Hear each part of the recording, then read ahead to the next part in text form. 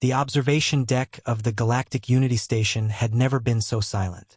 23 delegates from 12 different species stood frozen, their eyes locked on the scene unfolding in the containment chamber below. Through the reinforced glass, they watched as Rhea, the human representative, knelt beside the litter of Vrexian cubs, her movements slow and deliberate. The Vray were apex predators from the volcanic world of Tar. Adults stood 9 feet tall, possessed retractable claws that could slice through combat armor, and had bite forces measured in tons per square inch. Their cubs, though smaller, were no less dangerous. 3 months old and already the size of earth wolves, they were bundles of muscle, teeth, and instinct.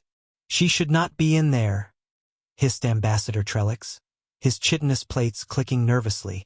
"The Vrexian young are not domesticated. They are weapons in training."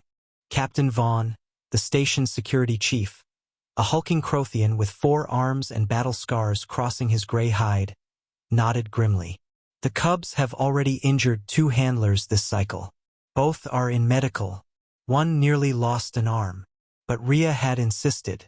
The human delegation had been clear. If humanity was to join the Galactic Council, they needed to prove they could handle the realities of interspecies cooperation. That included dealing with the Vray, whose warrior culture demanded respect earned through strength, not diplomacy. In the chamber, Rhea extended her hand toward the smallest cub, a mottled gray youngling she had named Kira. He was the runt of the litter, pushed aside by his larger siblings during feeding times. His crimson eyes tracked her movement with predatory focus.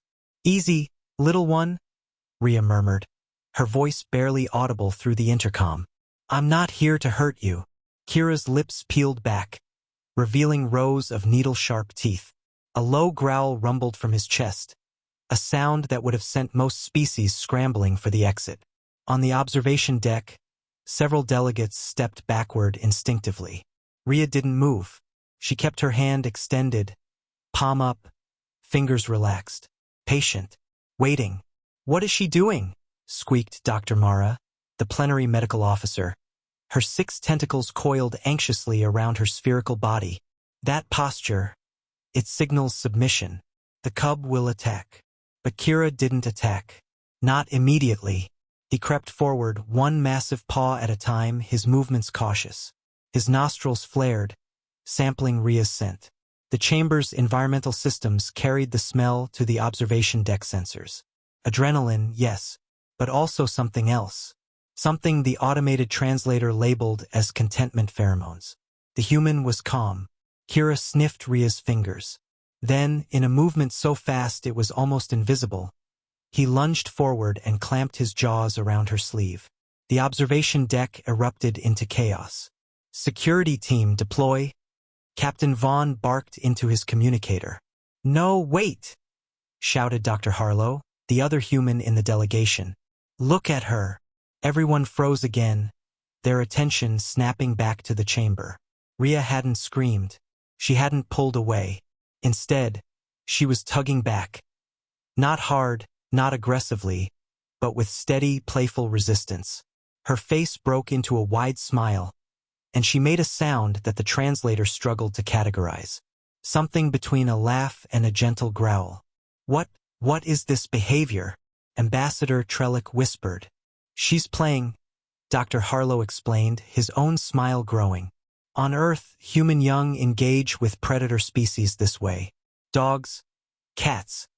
They learn social boundaries through play fighting. She's teaching Kira that she's not prey, but she's also not a threat. She's a companion." In the chamber, Kira yanked harder on Rhea's sleeve, his tail lashing with excitement. Rhea tugged back, letting him pull her slightly off balance before resisting again. The cub's growl shifted in pitch, less threatening, more playful. The other cubs noticed. One by one, they abandoned their positions around the chamber and padded toward Rhea. Soon, all 5 were engaged in the game, each trying to grab a piece of her clothing or equipment harness. Rhea laughed, a genuine, joyful sound that echoed through the intercom. She released Kira's prize and immediately grabbed at another cub's paw, initiating a gentle wrestling match. The cubs responded with enthusiasm, their earlier aggression transforming into something that looked almost like fun. "Impossible," Captain Vaughn breathed. "Those cubs put 2 trained handlers in medical, and this human is playing with them." "Not impossible," corrected Elder Shakura, the Vrexian matriarch who had been silent until now. Her massive form dominated one corner of the observation deck, her scarred face unreadable. "Effective. Watch how she moves. She never presents her throat, never exposes her vital organs, but she also never shows fear. She acknowledges their strength without submission. This is—" She paused, searching for the word. "This is the way of warriors building trust." Below, Rhea had shifted tactics. She retrieved a length of synthetic rope from her equipment belt and dragged it across the floor. Instantly, all 5 cubs gave chase, pouncing and tumbling over each other in their eagerness to catch the prey. Their play growls filled the chamber, but there was no real violence in it, just the exuberant energy of young predators learning to hunt. "How long has she been studying Vray behavior?" Elder Shakura asked, her tone grudgingly respectful. "She hasn't," Dr. Harlow admitted. "Rhea is a xenobiologist, but her specialty is earth mammals. She's applying principles she learned working with wolf pups and lion cubs in conservation programs." "You're saying she learned this technique from your world's predators?" Trellick's vocal sac inflated with surprise. "Earth has many apex predators. Humans evolved alongside them. We learned to coexist, to communicate, even to form partnerships. That's why we domesticated wolves into dogs. Why we can handle creatures that would terrify most spacefaring species. It's in our nature." In the chamber, Kira had collapsed onto his back, exhausted from play. Rhea knelt beside him and gently scratched the softer fur of his belly, a gesture of trust that would normally result in severe injury. But Kira simply yawned, his massive jaws stretching wide, and closed his eyes. Within minutes, all 5 cubs were drowsing around Rhea, their bodies relaxed and their breathing steady.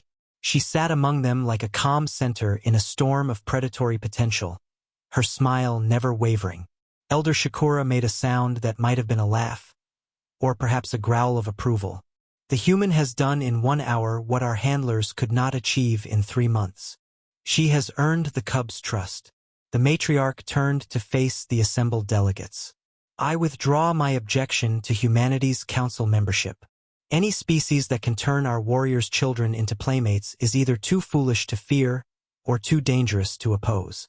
"I believe it is the latter." Captain Vaughn deactivated the emergency protocols. Dr. Mara uncurled her tentacles. Slowly, the tension in the observation deck dissipated, replaced by something like awe. Below, Rhea looked up at the observation window and gave a small wave.